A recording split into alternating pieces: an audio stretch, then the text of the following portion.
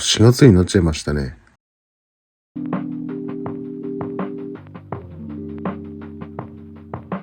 昨日このレースカーテンが、そう、1週間ぐらい地元に帰ってた時、ずーっと、この端っこの部分が窓に挟まってて、一部分ずーっと1週間外に出てて、めちゃくちゃ汚れてたんですよね。その間に結構黄砂とかも降って、めちゃくちゃ汚くなったんですけれども、一回洗濯したら、無事乾きました。乾いたのは乾いたんですが、汚れ落ちました。いや、よかった。そして濡れたまま、ここに一晩干しといたんですけれども、完璧に乾きましたね。で、なんかですね、このレースカーテンね、めちゃくちゃシワシワだったんですけれども、洗ってここに干しといたらシワ取れるかなと思ったんですけれども、シワあることはあるんですけど、なんか前より軽減された感じはしますね。若干シワシワだけど、前より良くなった気がする。よし、今日はこのレースカーテンの外側にかかってた、この遮光のカーテンを洗います。もうこのカーテンも多分1年ぐらい洗ってないし、うち、お香を焚いてるんで、これで結構汚れると思うんですよね。なんか今、これカーテン外してこのカーテンのフック取ってる時も結構もうなんか手が、なんて言うんでしょうね。なんて言うんだろう、この感覚。温泉とかに置いてあるなんか安っぽいシャンプーで髪洗った時みたいな、なんかそういう不快な感触になる。なんかめちゃくちゃ汚れてると思うんですよね。とりあえず、洗います。多分今日天気いいので、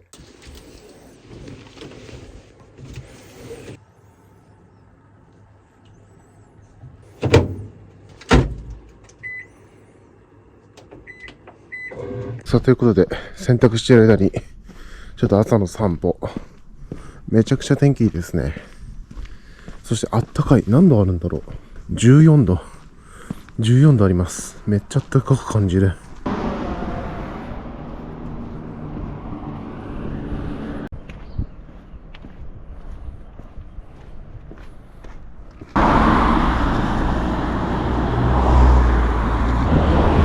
これもしかして桜ですかね。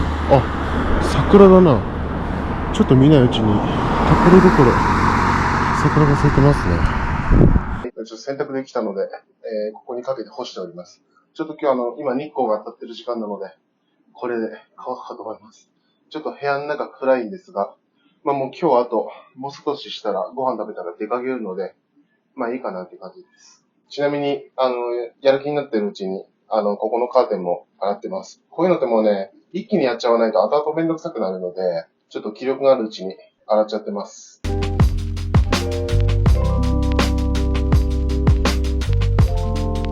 さあ、ということでちょっと、出かけていきます。これちなみに地元にいた時ユニクロで買った、なんだろうな、厚手のパーカーなんですかね。でもパーカーよりはちょっと生地薄い気がするんですけど、でも、どうなんだろう、パーカーなのかもしれないな。なんか、今日もめっちゃ気温暖かくて、びっくりした。郵便というかね、郵便受けの音でびっくりしたんですけど、14度あってめっちゃ暖かいんで、さすがになんかまだ T シャツ1枚とかは早いかなと思ったので、これちょうどいいですね。ちょっとなんだろうな。パーカーよりは生地薄いんだけど、T シャツよりちょっと分厚いみたいな感じの生地で、少し暑くなっても、なんか汗とかかくことなさそうだし、冷え込んだとしても少しは耐えられるかな、みたいな。ちょうどこの時期に良さげな感じの服ですね。そう、これ。自転車に GoPro マウントするやつをね、ここにつけてたんですけど、やっぱりあれだんだん緩んできちゃうんですよね。なんかこう、ネジで六角レンチみたいなので、締め付けるクランプみたいな感じになってたんですけれども、あれがこのパイプの形状上、どうしても緩んじゃったりとか、まだその締め付け直すのに六角レンチが必要だったりと、いろいろ不便だったんですよね。で、結構それでGoPro で撮影してても、途中でちょっとした振動とかでアングル変わっちゃったりとかして、なんか不便だったので、外しちゃいました。で、なんかね、この前ヨドバシかどっかで見つけたんですけど、その GoPro 純正の、なんてなんだ、同じくこういうパイプとかこういう丸みの帯びたものにクランプするマウントを見つけたので、ちょっとそれ買おうか考えてます。なんかそっちの方が結構クランプの部分が頑丈にできてて、でなんか滑り止めみたいなのついてて、一度締め付けるともう本当に動かなくなって、で、かつなんか、ノブみたいな、ネジの部分が、ノブみたいな感じになってるので、専用の工具とかなくても、普通にこう外出先で手で回して、締め付けたりとかできるので、ちょっと、やっぱりね、適当なやつより、純正品とかが一番ですね。ちょっとそれ買います。なのでちょっと、自転車の車窓はお休みです。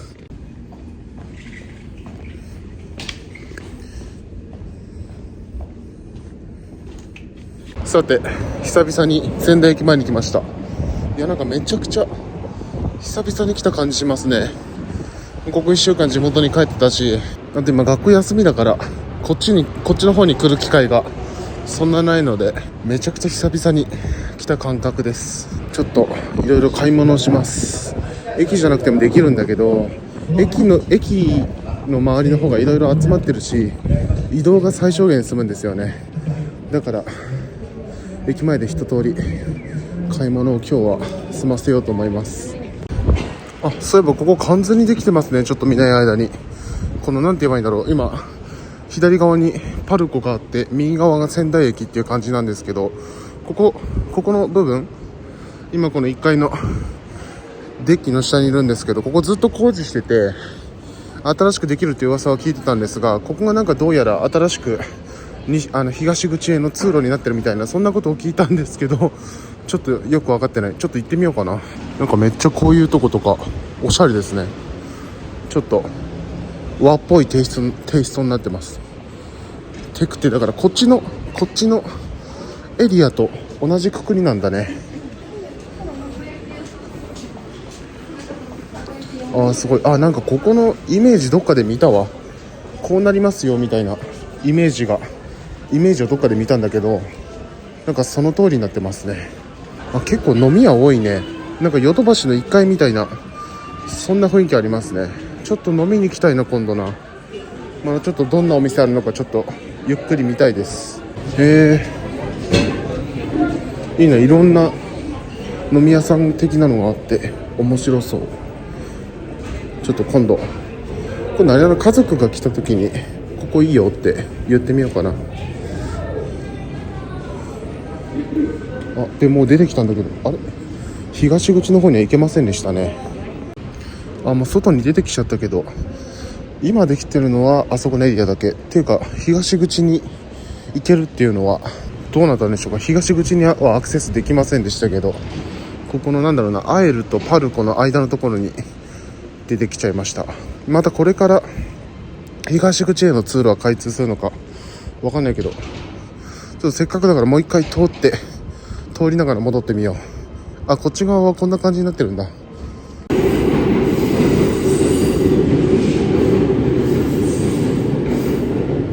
まあざっくり言うとなんかヨドバシの1階と同じような感じですね。なんか見た感じ魚介系の店が多かったな。ちょっと今度ゆっくり来てみよう。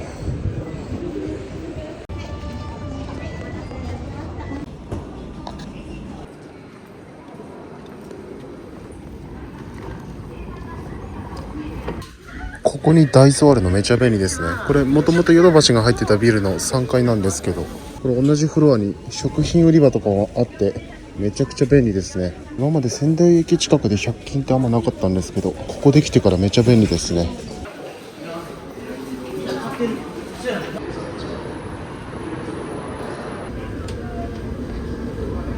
液体物買いすぎて重い。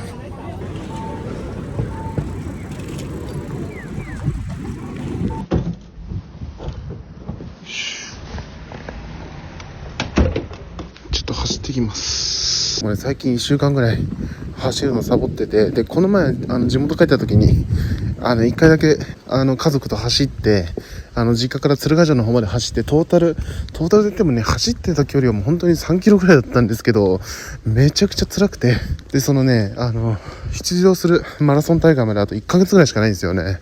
もうなので本当に体力つけとかないとやばいので、ちょっと走ろうと思います。今日は5キロぐらい頑張って走ろうかな。あれ5キロ行きませんでしたけど、とりあえずこんな感じかな。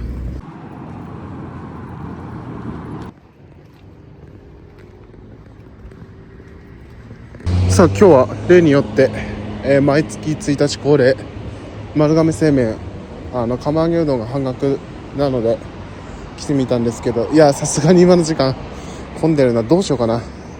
今何時だ、6時48分。いやさすが、やば、これやばいっすね。これ完全に無理でしょ。やばいくらい並んでる。やばいね、これ店舗を取り囲むように並んでる。諦めます。もうさすがにもう2、300円の差なんでね。おはようございます。朝食です。はい、本日も仙台駅前に来ました。今日は友達と買い物にこれから行こうと思います。そういえばこういう休みの日に友人と会うのはなかなかないですね。いつも学校などとかによくいろんなとこ行ったりはするんですが、わざわざ休みの日に会うのは初めて。そしてここでも横断歩道がないけど、ここちょうどこの前できた通路というか商店街みたいなのがあって、いつも自転車止めるところから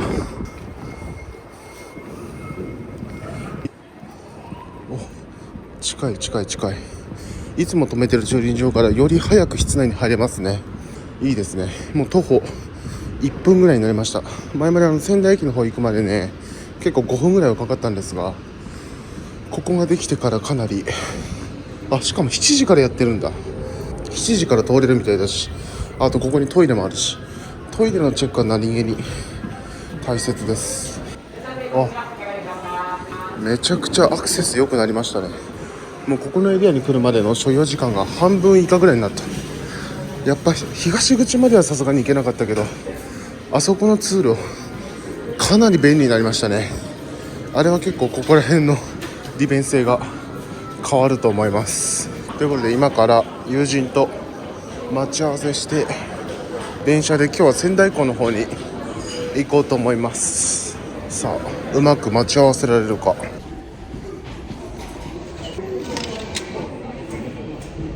中野坂井駅です。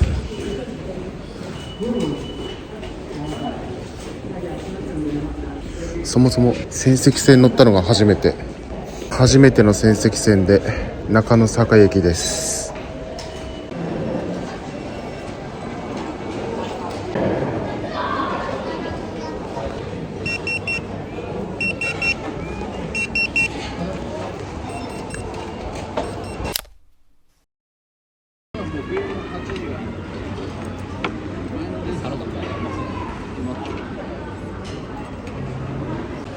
菊水庵っていうところのアイスめっちゃ美味しそう。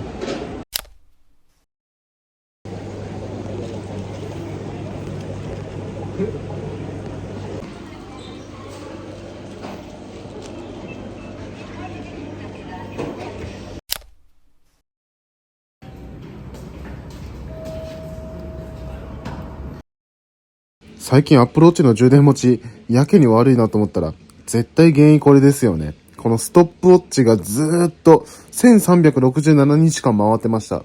だからまあ単純計算でもう50日ぐらいですかね。ずっとこのストップウォッチが回っていたという。絶対これのせいじゃないですか。これ今この MacBook で外付けのディスプレイつないで編集してるんですけれども、なんか最近めちゃくちゃ編集中に発熱するんですよね。今はもう結構動画編集してて、ここら辺がすごいね、熱いんですよ、もう。で、結構、やっぱりパフォーマンスも落ちてて、編集中に、今カット編集してるんですけど、そのプレビューとかが結構、カクついたり、その映像とか音がカクついたりとか、コマ落ちしたりしてきて、結構ね、やっぱりこう、発熱してて、パフォーマンスも落ちてきてるんですよね。これ最近始まったことで、この PC 買ってもう半年以上経ちますね。去年の夏に買ったから、もう9ヶ月、10ヶ月ぐらい使ってるんですけど、ずっと、別に発熱とかせず、なんならもう本当に全然熱持たない感じで動画編集とか結構そういう重い負荷かけても、まあ、ほんのり、ちょっとあったかいかなぐらいにはなったことあるんですけど、結構熱々になったことってはなくて、まあでもさすがに熱々とまではいかないですけど、でももうパフォーマンス落ちるレベルまで暖かくなってるんで、結構ね、なんだろうな。なんか原因不明なんですけど、最近動画編集してて結構熱々になるんですよね。これね、外部モニター接続しながらやってるからかなと思ったんですが、この前実家帰った時に、この MacBook 単体で作業してたんですけれども、その時も熱々になったんですよね。なので、なんでだろう。一回、再起動とかもしたんですけれども、なんだろう。この OS の問題とかあるんですかね。今これ新しい、なんだっけ今ちょっとなんか、壁紙が、前の OS のやつになっちゃってますけど、なんだっけベンチュラだっけベンチュラが前のやつだっけモントレーはもっと前か。なんて言うんだっけ今の。ソノマだ、ソノマ。ソノマにでもソノマにしてからも結構ソノマって、今年に入る去年の秋とか冬の初めくらいにソノマにしたので、ソノマが原因とかあるんですかねちょっとアップデートした時になんかそういう、なんか、熱暴走したりとかって不具合起きたりするんですけど、別に、ソノマにしてから結構使ってるからそんなもん、ソノマのせいでもないと思うんだけど、なんでだろうちょっと原因不明。おはようございます。朝散歩に出てきてます。今日めちゃくちゃ暖かいですね。19度もありますよ。めちゃくちゃ暖かいんですけど。ここの建物だいぶ小さくなりましたね。この2倍くらいあったんだけど。ここもどんな感じの家建つんでしょうね。でもなんか、よく見てみたらこれ、なんか作りそうな雰囲気ありますね。ずっと更地になってたんだけど、土持ってあって。なんか作るのかな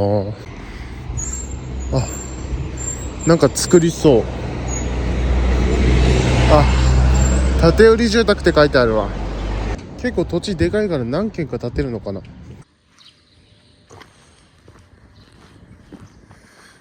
ちょっと歩ったことない道を歩ってます。ここは、なんだろうね。高松入り口のところをずっと登ってきたところ、初めて来ました。結構住み心地は良さそうだけど、ここに来るまで坂がめっちゃすごいんですよ。なので自転車とかは厳しそうですね。車あった方が快適かもしれないんですが、狭いのでね、車は車で大変かもしれない。徒歩が最強かもしれませんが、これが買い物してきた荷物とかあると辛いと思うので、景色いいな。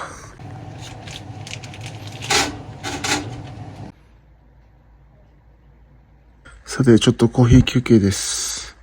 最近コーヒーの友はこれになってますね。ミルキーウェイ。食べるココアってなってるんですけど、なんかこのチョコ、周りがチョコになってて、中がなんていうのこう、キャラメルみたいな食感のやつが入っててめちゃくちゃ美味しくて、で、これね、100円しないし、カロリーもこれ97カロリーしかないので、もう結構これコーヒーの友に最近なってます。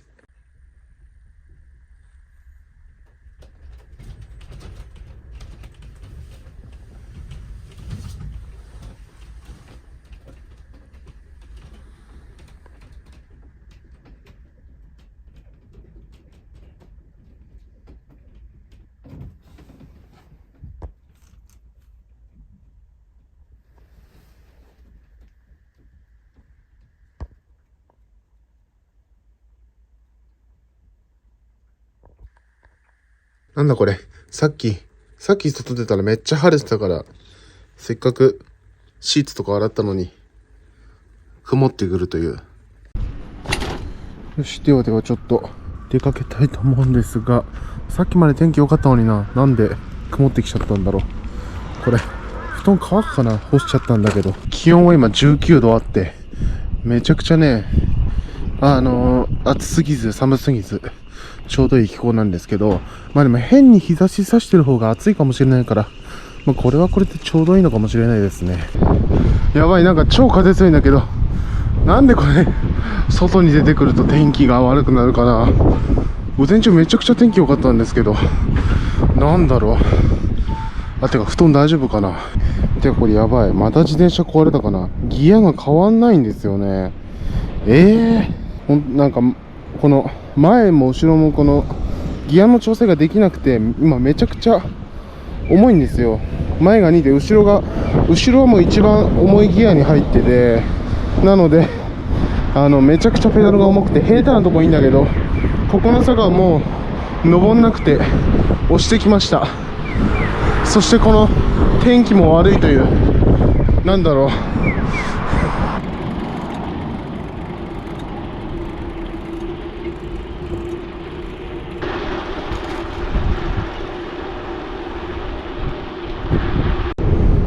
う、なんかここの近くに行ったことない公園があるみたいなんですよね。これ上がなんて言うんだろうな、いつもランニングで走ってる大野原に行く方の、なんて言うんだろうな、この道路、ちょっと太い道路で、ここの下通ってる道路がこの橋のとこくぐっていくと大野原公園じゃないわ、与平沼公園のところに行く道路で、いつもここの階段で上に登っていくんですけど、この先にその公園があるらしいです。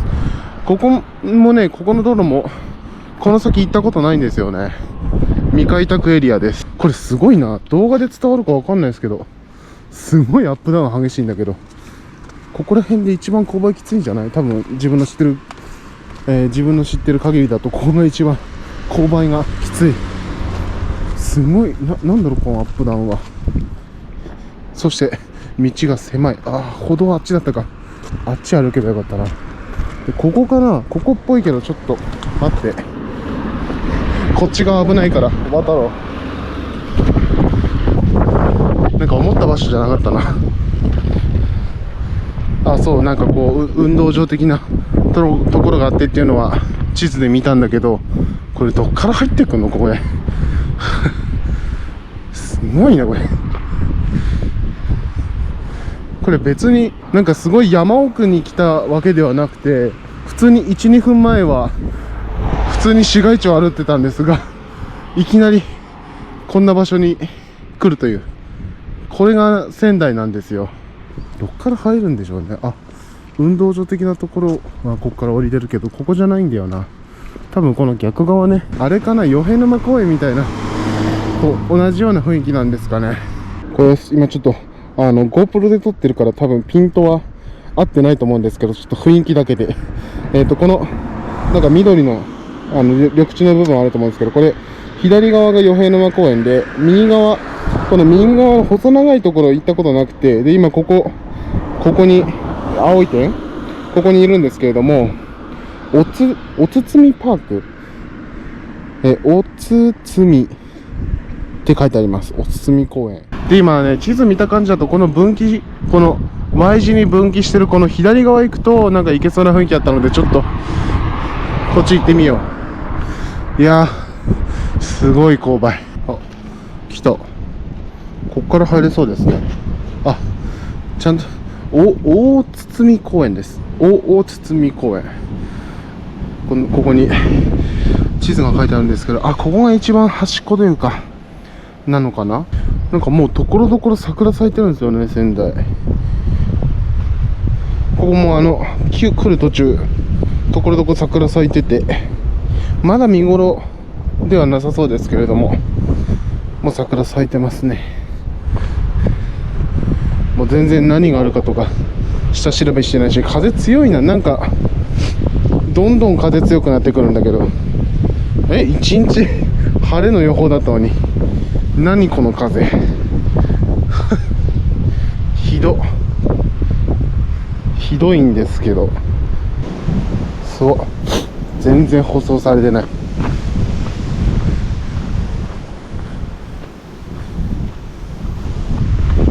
すごいとこですね。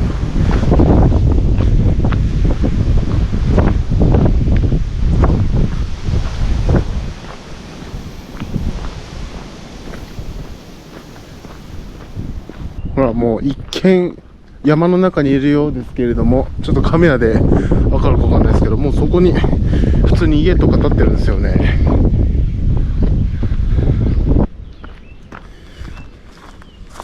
やっぱりこう縦に長くて、今ここの一部分だけ拡大してるところで、安養寺、小見包って書いてありますか。なんか湖というか沼的なものがあるような感じで。なるほど。ここ登るとどうなるんだろう。あ、なんかここは普通に住宅街に繋がってるだけみたいな感じかな。あ、そうですね。多分住宅街に行くだけの道。ちょっと戻ろう。へえ、なんかちょっと小難しいことがいろいろ書いてありますが、とりあえずなんかこの湖の周りになんかいろいろ植物が生えてて、これを保護しようみたいな感じで公園になったみたいです。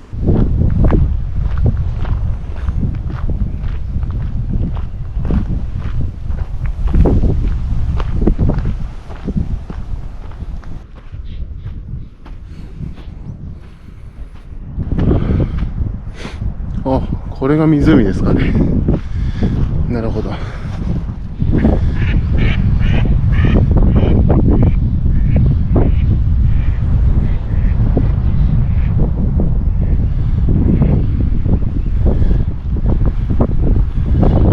ここにも登っていくとこがあるな。これ多分上に戻る道だろうな。なんかそんなに面白い場所はなかったですね。ちょっとした道と湖だけだった。めちゃくちゃ風強い。午前中の天気と全然違うんですけど。でも、いいとこですね。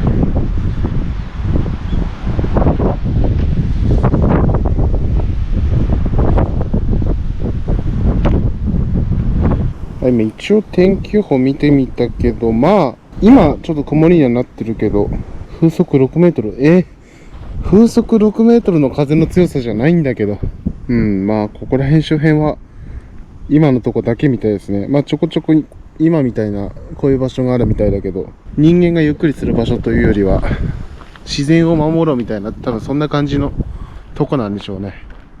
だからあんまり面白いものはないですが、まあ、ここら辺に住んでたら、散歩コースとしては、ありかもしれないですね。わ、この階段何気にきついな。あ、ほら、これとかね、ところどころ、これ、桜じゃないのかな、これ。いや、でも、桜かな。なんか、梅という可能性もありますね。なんか、去年か一昨年、これ桜ですねって言ってて、コメントなんかどっかでそれ梅ですよとか言われたんですけど、梅と桜の区別ってつかないって、わかんないですね。多分、これは桜でしょ。これ桜ですね、多分。あっちの方にもところどころ咲いてる。ついに来たか。これ来たんじゃない？これね、めちゃ楽しみにしてたんですよ。やったー。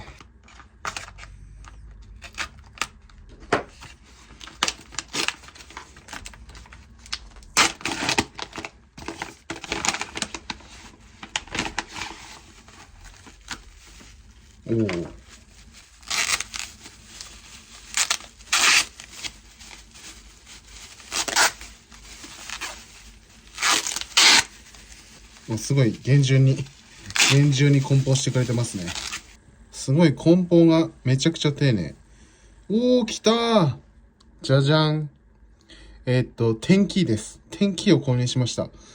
これね、めちゃくちゃ欲しくて、そもそもね、テンキーをめちゃくちゃ前から探してたんですよ。もう、早速落下しましたが、もう半年ぐらい前から、もうずーっとテンキー探してて、テンキーがね、欲しかったんですよね。この MacBook。今、この MacBook Air、M2 のモデルを使ってるんですけれども、MacBook 全モデルそうですけど、天気がないんですよね。なんで、結構数値に入力することとかが、動画編集するときとかもそうだし、いろいろ、必要な場面が出てきたので、天気欲しいなと思ってずっと探してたんですけれども、なかなかいいのがなくて、条件としてはデザイン性とかもそこそこ良くて、で、Mac と相性が良くて、何せ持ち運びできることですね。このいつも使ってるこの無印のガジェットポーチに入れて、持ち運びたかったんですよ。なのであんまりこうごっつい天気とかだと持ち歩くの億劫になっちゃうし、どっか狭いスペースとか、多分ね、家の中より外で使うことの方が多いと思うんですよね。なので狭い、例えばカフェのテーブルとかで MacBook を出した上にさらに天気を出してもテーブルの上が狭くならないようなくらいのサイズ感っていうのを探してまして、で、マイクロソフトの天気なんですけれども、これね、メルカリで3500円とかだったかな。で、定価で6000円ぐらいなんですけれども、これ実はもう廃盤になってて売ってないんですよね。この天気、前々からちょっと目つけてて、あ、これめちゃくちゃいいなと思って、いろんな人がすごい絶賛してて、もう本当にこんなにデザイン性も良くてちっちゃくて、取り回しもいい。天気これしかないみたいなこと言ってるんですけど、もうね、廃盤になっちゃって新品では売ってないんですよね。なので、メルカリで探して中古でゲットしたという感じですね。黒が欲しくて、なんかね、白はいっぱい売ってたんですけれども、黒をね、この人ともう一人ぐらいしか出品してなくて、この方、の方が安く出品されてたので、買ったっていう感じなんですが、やっぱデザインすごくいいですね。マイクロソフトだけあって。うん。なんかマイクロソフトとアップルってなんかちょっとライバルっぽい感じあるんですけど、ちゃんとこれは互換性あるっていうことが確認してますね。で、電池は、あれなのかな、ボタン電池的なちょっとよくわかんないんだけど、どうやって開けるんだろう。なんかピンみたいなの差し込んで開けないといけないのかな、そんな感じですね。で、ここ後ろ、これ電源ボタン、スライド式の電源ボタンがあって、で、これ真ん中 Bluetooth のボタンですけどね。で、123って書いてあるのはこれ、3台までベアリングできるっていうことなんですかね。多分そんな感じだと思います。で、ちゃんと滑り止めもついてて、そして軽いし、薄いね。うん。打鍵感もこの MacBook に搭載されてるキーボードと、全然変わんないような打ち心地で、これがもう本当に安いキーボードとかだと、もう普段メカニカルキーボードとか使ってると本当になんか安いメンブレン式のキーボードとか本当に耐えられなくて、なんですが、結構マイクロソフトってやっぱり、キーボードとかサーフェスの PC とかもそうですけれども、キーボードとか結構こだわってるじゃないですか。だからマイクロソフトのキーボードも本当に Apple の MacBook のキーボードに匹敵するぐらい打ち心地がいいと。だから、その、10キーなので、打ち心地もいいだろうって買ってみたら、明らかに打ち心地もいいですね。うん。で、MacBook のキー横に並べてみても、大きさとかもあんま変わんないし、打鍵感もあんま変わんないんで、MacBook と一緒に使ってても違和感ないんじゃないかなって思いますね。うん。いい感じ。で、すごい安定するし、めちゃくちゃ打ちやすい。本当にこれ超える天気はないですね。もう廃盤になっちゃってるんで、買うことは難しいかもしれないですが、最高の天気ということは言っておきます。マイクロソフトね、再販してほしいですね、これ。もう一回販売してほしいんですけれども、そもそもなんかね、今、天気というものの需要がなんか少なくなってきてるんじゃないかなと思って、今大体のMacBook とかもそうですけれども、Surface のパソコンとか、なんか今売ってる、出てくる PC って、なかなか10キーとかないじゃないですか。で、なんかiMac みたいなデスクトップについてくるキーボードも、オプションで点キーつけることはできるんですけれども、標準でついてるキーボードには点キーがなくて、この MacBook と同じね、この 65% とか 75% のキーボードだし、僕の持ってる今ちょっと近くにないですけれども、メインで使ってるキークローンのキーボードも、あれは完全に自分で選んだので、点キーついてないモデルは自分が選んだだけなんですが、点キーないんですよ。なので、今あまりその点キーというものの必要性がなくなってきて、だからこういう、なんかエレコムとかサンワサプライとかそういうところだと出してるんですけれども、このアップルとかマイクロソフトとか、こういうね、ところは、なかなかもう点キーって売ってなくて、ちゃんとしたブランドの点キーをゲットするって、今かなり難しいんじゃないかなと思うのでね、これめちゃくちゃ大切に使いたいと思いますね。うん。お金を出しても買えないので、はい。ということで、ちょっと早速ペアリングしてみますけど、とりあえずこれ電源、こうかな。入れてみて、なんか電池がないかもしれないとか、ないというか買った時から交換してないから少ないかもしれないみたいなこと言ってたんですが、なかったらボタン電池買ってきましょう。設定から Bluetooth。なんかピカピカ光ってる。2番がピカピカ光ってるの、これ。ちょっと1番にして、出てきた。マイクロソフト、ちょっとカメラで見えるかわかんないですけど、マイクロソフトナンバーパッドって出てきましたね。これコネクト。電気というか、普通の Bluetooth キーボードという、認識になってますね。ちなみに、この点キー選んだ条件として、Bluetooth っていうのもね、選んだ条件に、含まれてて、もちろん有線とかだと、屋外で使うと、屋外というか、家以外でね、出先で使うときに、いろいろわちゃわちゃしてめんどくさいし、この MacBook ね、MacBook Type-C しかなくて USB 刺さんないので、それもあるし、あと、ドングルとかだと、そのドングルとか刺さないといけないっていう煩わしさもあるし、やっぱりなんか飛び出たりするじゃないですか。だから、なんかデザイン的にもちょっと悪いし、使えるポートの数も、一つ少なくなってしまうっていうので、それで Bluetooth がいいなっていうことだったんですけど、なんかちょっと接続できてないな。よいしょ。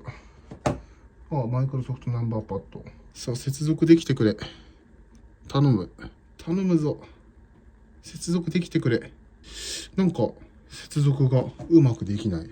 あれ出てこなくなっちゃった。あれかなやっぱり電池ないんですかねこれなんか点滅してて、ペアリングモードみたいになってると思うんですけれども、これがなんかすぐ消えちゃうんですよね。なので、電池ない、ほら消えちゃった。電池ないのかな電池、買ってきますかじゃあ。ちょっと、後ろこれ、開けて何の電池か見たいんですけど、ちょっと、こういうので開くかな本当は、SIM ピンとか挿すのがベストだと思うんですけど、SIM ピン今近くにないので、ちょっとシャーペンの先っぽで、すんなり開きましたね。ここ、刺しながら、グッと。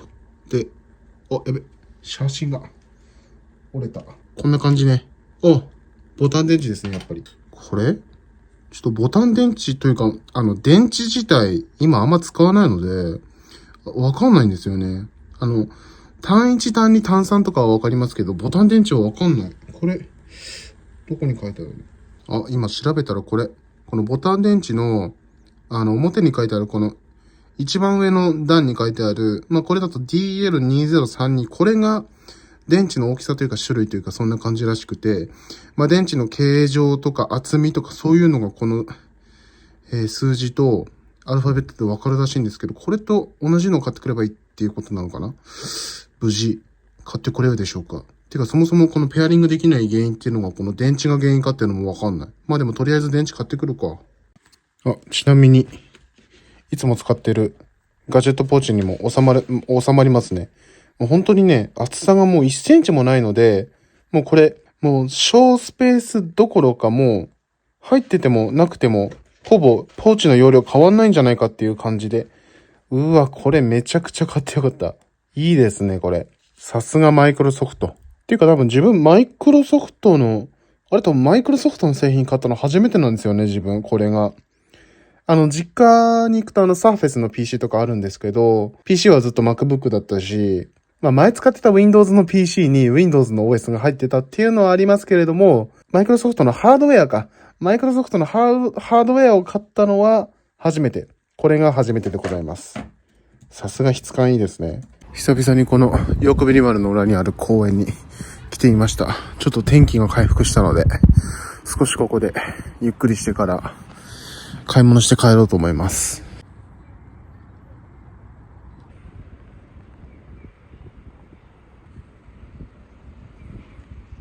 さすがに日が沈むと寒くなってきますね。まだまだ。今一応気温12度あるんですけど、12度ね、冬の気温からしたら全然暖かいんですが、日中が暖かかったんで、それを考えると結構寒く感じます。もう日中暖かいからことなんですよね。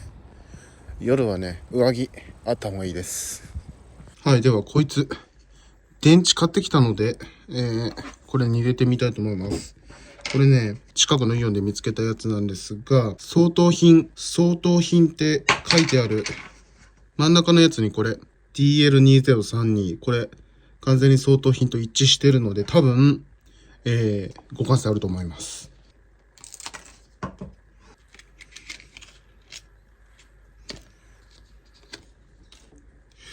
よいしょ。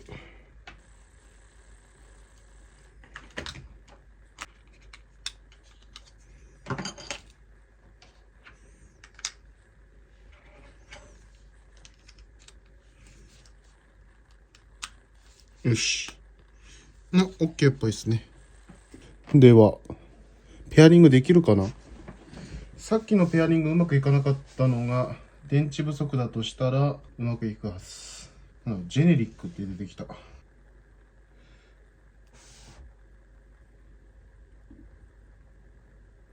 あ、来た。OK か。あ、この数字を点キーで打てばいいのか。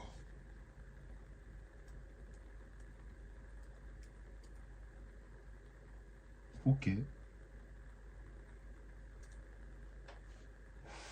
あ、来た。OK、接続されました。キーボードセットアップアシスタント。